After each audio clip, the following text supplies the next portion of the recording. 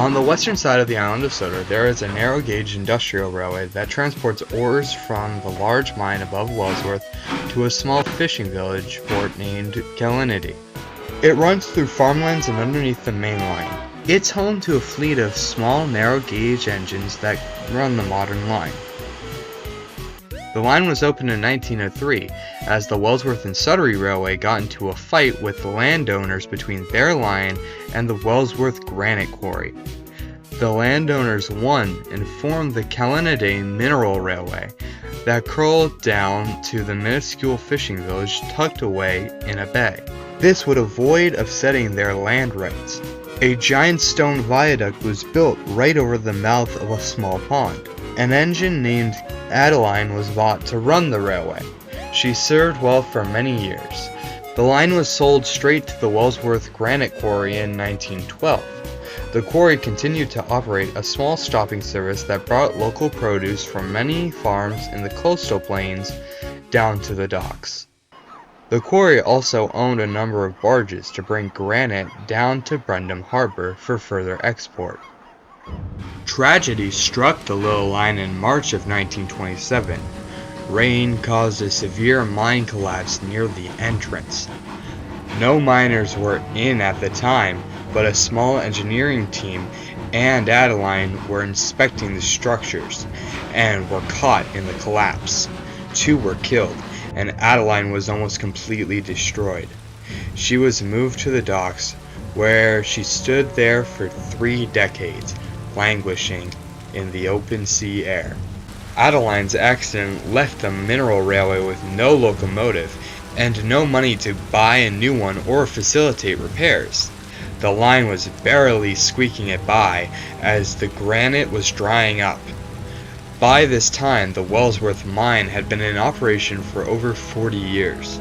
Luckily, the quarry was able to find a new locomotive from a surprising area.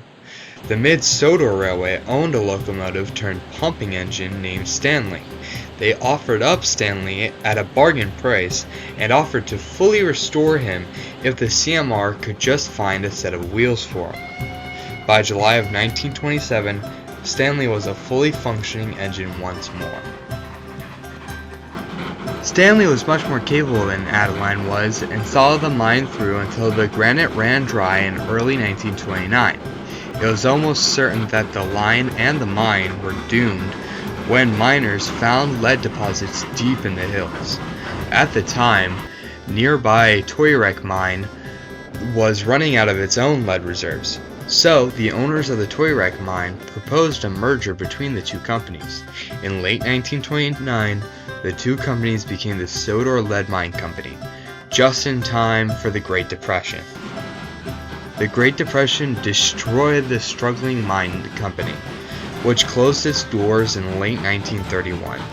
The company fell dormant, unable to sustain itself. Stanley was sheeted up right next to Adeline, uncertain of any of their futures.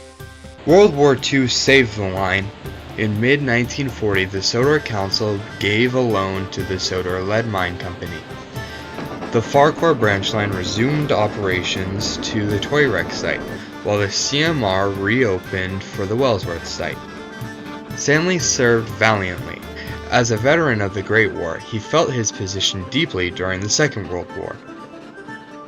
The revenue generated during this time kept the company going for a few years post-war. The Toyrek location was closed as the last deposits were removed in 1952. The Wellsworth location and the CMR continued for a few more years. By 1956, however, the lead had just become too little to keep going. Once more, the CMR and the mine shut down in 1956. Once again, war saved the CMR.